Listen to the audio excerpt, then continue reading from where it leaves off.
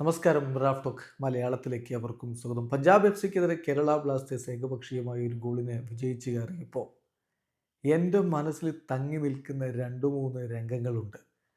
ഒന്ന്, നോഹ് സദോയിയെ സബ്സ്റ്റിറ്റ്യൂട്ട് ചെയ്തപ്പോൾ അദ്ദേഹത്തിൻ്റെ പ്രതികരണം, ഞാനോ, എന്നെ സബ്സ്റ്റിറ്റ്യൂട്ട് ചെയ്യുകയോ എന്ന തരത്തിലുള്ള അദ്ദേഹത്തിൻ്റെ ആ ഒരു പ്രതികരണവും മറ്റുമൊക്കെ.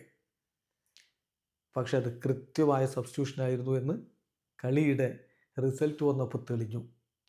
പിന്നെ സമയമായി കഴിഞ്ഞു, 90 മിനിറ്റും പിന്നെ 7 മിനിറ്റിൻ്റെ അഡീഷണൽ ടൈമും കഴിഞ്ഞു, നിർത്താനായി എന്ന് പറഞ്ഞുകൊണ്ട് തോമസ് ഷോർസ് ഇങ്ങനെ ഉയർത്തി കാണിക്കുന്നു സ്റ്റോപ്പ് വാച്ച്. മുമ്പൊക്കെ ഇങ്ങനെ പല അനുഭവങ്ങളും ഉണ്ട്, റഫറിമാരെ കളി നീട്ടിക്കൊണ്ടുപോയി കളി സമനിലയാക്കുന്നത്. എന്നാൽ ഇവിടെ ഇതൊരു വല്ലാത്തൊരു സീനായിരുന്നു അതിങ്ങനെ ഉയർത്തി കാണിക്കുന്നത്. പിന്നെ പുരുഷോത്തമനും ഷോർസും തമ്മിലുള്ള ആ ഒരു ഹഗ്, ഈ 2-3 നിമിഷങ്ങൾ ഈ കളി എങ്ങനെ മാനേജ് ചെയ്യണം എന്നുള്ളത് കോച്ചുമാർ കാണിച്ചു തന്ന ദിവസമാണ്. അതിൻ്റെ നേർസാക്ഷ്യമാണ് ചിത്രങ്ങൾ. പലപ്പോഴും നമ്മുടെ കോച്ച് മിക്കായൽ സ്റ്റാർ അദ്ദേഹത്തെ സാക്ക് ചെയ്തു.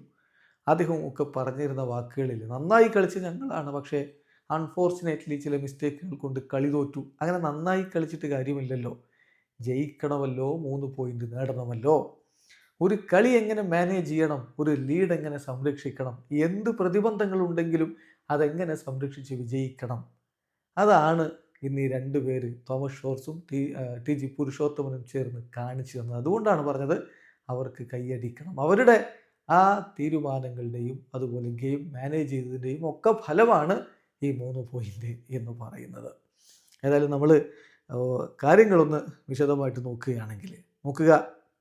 58ാമത്തെ മിനിറ്റിലാണ് ഡ്രിൻസിച്ചിന് റെഡ് കാർഡ് കിട്ടുന്നത്. ബ്ലാസ്റ്റേഴ്സിന് തിരിച്ചടിയാകുന്നൊരു ഘട്ടമാണത്. ഒരു ഗോളിൻ്റെ ലീഡുണ്ട്, പക്ഷേ ആ റെഡ് കാർഡ് തീർച്ചയായിട്ടും വലിയ രൂപത്തിൽ ബ്ലാസ്റ്റേഴ്സിന് തിരിച്ചടിയാവുമെന്ന് കണ്ട് ഉടൻ തന്നെ കോഴു സിംഗിനെ പിൻവലിച്ചുകൊണ്ട് പ്രീതം കൊട്ടാലിനെ കളിക്കളത്തിലേക്ക് ഇറക്കുന്നു.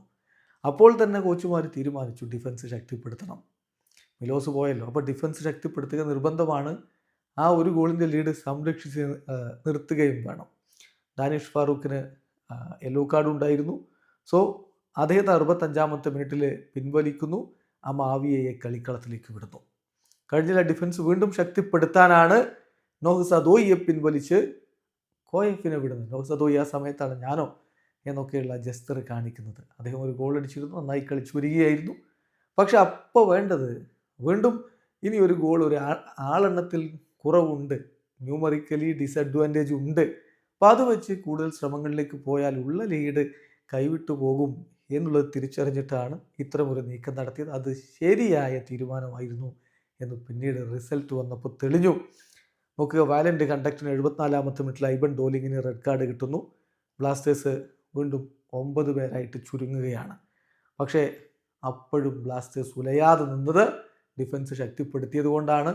മുന്നേറ്റ നിര താരങ്ങൾ പെപ്ര, ലൂണ ഒക്കെ അടക്കം പുറകോട്ടിറങ്ങി ഡിഫെൻഡ് ചെയ്യുന്ന കാഴ്ചയെ നമ്മൾ കണ്ടു. അങ്ങനെ ഒരു കളി, അതിൽ ലീഡ് എങ്ങനെ സംരക്ഷിച്ച് നിർത്താം, അതെങ്ങനെ മാനേജ് ചെയ്യാം, അതെങ്ങനെ മാനേജ് ചെയ്തെടുത്ത് ഡിസഡ്വാൻറ്റേജുകൾ മറികടന്ന് പോസിറ്റീവായി 3 പോയിന്റുകൾ സ്വന്തമാക്കാം, അതിൻ്റെ നേർസാക്ഷ്യമാണ് ഇന്ന് തോമസ് ഷോർസും ടി ജി പുരുഷോത്തമനും ചേർന്ന് നമുക്ക് കാണിച്ചു തന്നത്.